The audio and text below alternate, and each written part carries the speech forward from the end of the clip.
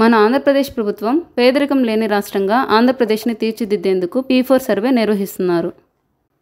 P4 అంటే public private people partnership. సంపదలో పై వరుసలో ఉన్న కుటుంబాలు సమాజంలో అట్టడుగున ఉన్న వారికి అండగా నిలవడమే ఈ P4 సర్వే ముఖ్య ఉద్దేశం. అంటే పేదరిక నిర్మూలనకి ఇక ప్రజలను కూడా భాగస్వామ్యం చేయనున్నారు. ఈ పథకం ఉగాది నుంచి అమలు కానుంది. ఈ P4 లబ్ధిదారులను గ్రామ వార్డు సచివాలయ సిబ్బంది సర్వే ద్వారా, గ్రామ సభల ద్వారా ఫైండ్ అవుట్ చేస్తారు. ఈ P4 సర్వే విధానం ఒకసారి చూద్దాం. సచివాలయ సిబ్బంది మీ హౌస్ హోల్డ్ సెలెక్ట్ చేశాక హౌస్ హోల్డ్ అవైలబుల్లో ఉన్నారా లేదా, ఉంటే ఎస్ అని పెడతారు, లేకపోతే ఈ ఆప్షన్స్ చూపిస్తుంది, మైగ్రేట్ అయ్యారా, డెత్ కేసా అని. సూటబుల్ ఆప్షన్ సెలెక్ట్ చేసి సబ్మిట్ చేస్తారు. ఒకవేళ ఎస్ పెడితే ఎవరు అందుబాటులో ఉన్నారు అనే విషయాన్ని సెలెక్ట్ చేసుకోవాల్సి ఉంటుంది. తర్వాత ఈ సర్వేకి మీరు సహకరిస్తున్నారా, ఎస్సా నో అనే విషయాన్ని సెలెక్ట్ చేసుకోవాలి.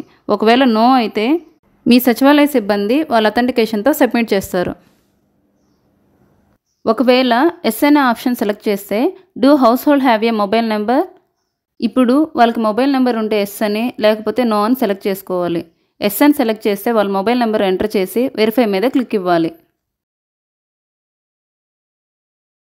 తర్వాత పిల్లలతో పాటు కలుపుకొని ఇంట్లో ఎంతమంది నివసిస్తున్నారు అనే విషయాన్ని సెలెక్ట్ చేసుకోవాల్సి ఉంటుంది.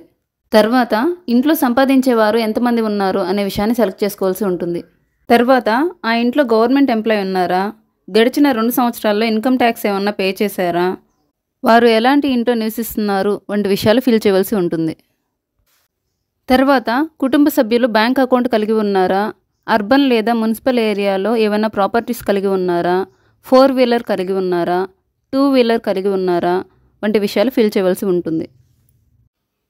తర్వాత ఎలక్ట్రిసిటీ కనెక్షన్ ఉందా, ఒకవేళ ఎలక్ట్రిసిటీ కనెక్షన్ ఉంటే లాస్ట్ మంత్ బిల్ ఎంత వచ్చింది అనే విషయాన్ని ఫిల్ చేయవలసి ఉంటుంది.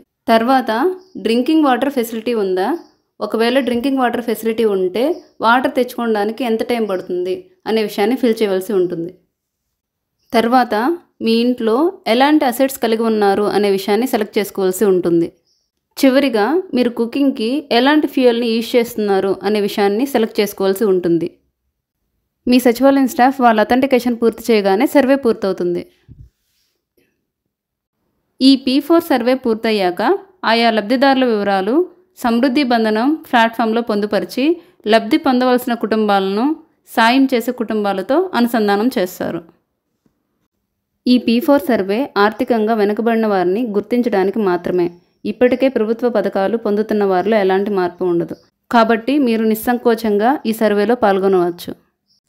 As a beginner me feedback చాలా అవసరం. వీడియో నచ్చితే లైక్ చేయండి. మరిన్ని ఇలాంటి ఇన్ఫర్మేటివ్ వీడియోస్కి మన ఛానల్ని సబ్స్క్రైబ్ చేసుకోండి. Thank you for watching.